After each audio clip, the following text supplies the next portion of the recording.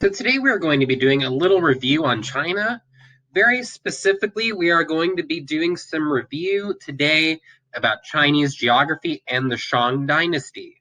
So the Shang Dynasty is the very first, sorry, not fourth, the very first dynasty in China that we can actually confirm. There are legends, as we'll talk about in a second here, and if you guys might remember earlier about there being an earlier Jia dynasty, but the Shang dynasty is the very first Chinese dynasty that we can confirm actually existed. So we're going to go on here. Okay, so China's geography. So the Huanghe, or the Yellow River, flows for more than 2,900 miles across China. China, like many of the other early civilizations that we've talked about, relies very heavily on rivers, very much so. And the Huanghe, or the Yellow River, flows for 2,900 miles across it. And the flooding of this river brought both destruction, a bad thing, but also good farming conditions to China, a good thing. As we've mentioned before, in many civilizations, the river's propensity for flooding can also be a benefit to farmers. China is no exception. While the river was very destructive, it did provide good farming conditions to the people there. And the Chongjiang, or the Yangtze River, is about 3,400 miles long and flows across central China. So that's another very important river to China, is the Chongjiang, or the Yangtze River, which is about 3,400 miles long, and it flows across central China. So remember both of those: the Huanghe, or the Yellow River, or the Chongjiang, or the Yangtze River. So important to remember, guys. China has very little farmland because much of the country is either mountains or deserts. And the Middle Kingdom was created after the Chinese people united to form one kingdom. So, China, they do not have very much good farmland, which is why the flooding of the river did help them quite a bit. Much of the country is either mountains or deserts. Those are not very good conditions to be able to grow crops in, but the flooding conditions of the river did allow them to be able to grow things in that area after it flooded. And the Middle Kingdom was created after the Chinese people united to form one kingdom. So, archaeologists believe that the Huanghe River was the valley of Chinese civilization. The Huanghe River is around where the Huanghe River is.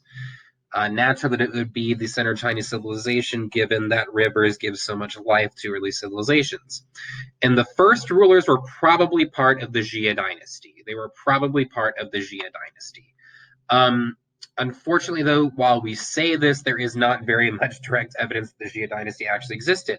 So while there are legends that say this, we don't have much information and we cannot really confirm it all that well.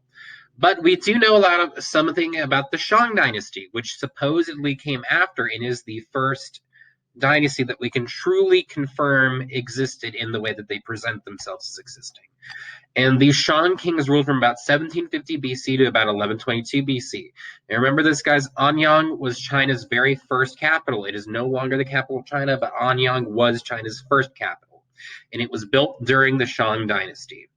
So the people of the Shang dynasty were divided into groups. The king and his family, unsurprisingly, were the most powerful group. The people in charge and his family, the person in charge and his family. They were the most powerful group. Warlords and other royal officials were in the class directly below the kings, these warlords and other royal officials. This is a good refresher of a word that we've mentioned many times that you guys are going to need to know. These warlords and other royal officials were aristocrats. Aristocrats were nobles whose wealth came from the land that they owned. They were wealthy because of owning this land. So, further down the scale, we had the king and his royal family. Then we had warlords and royal officials right below them, who were aristocrats, and traders and artisans were below the aristocrats. The people who trade goods and the people who sell these goods were below the aristocrats. And also below them, most of the lower classes were farmers. So farmers made up the majority of the civilization. They were not very high on the list. They were not at the very bottom. Slaves captured during wars were the lowest class of people, but directly above them you would have the farmers or the common person. The people in the Shang dynasty believed in many spirits and gods. They were not monotheistic. They did not believe in only one god. They believed in many gods. And they believed in many spirits as well. And they honored their ancestors with offerings. They were a very spiritual society. And they believed in giving offerings to their ancestors because their ancestors were still with them, guiding them. So the spirit The spirits of those who passed away were still around, in a sense. So the Shang kings believed that they received wisdom and power from the gods, the spirits, and ancestors. So these god spirits and ancestors would give the kings the wisdom in order to be able to rule. And early Chinese writing used pictographs. Pictographs are characters that stand for objects. And ideographs is the next step of it. So the pictographs are these little individual characters that stand for objects. Ideographs are two or more pictographs joined together to represent an idea. Now, this is kind of maybe a complicated concept, but remember, a pictograph stands for an object, kind of the way that we think about our own language. When we have a word, have many words, you have an idea. An ideograph are two or more pictographs joined to represent an idea. So kind of like how a sentence will explain an idea, in our language, an ideograph is the extension of the pictograph. Two or more pictographs joined together, and they represent an idea when put together. And the artisans of the Shang Dynasty created many works, but are best known for their bronze objects. All right, so thank you guys.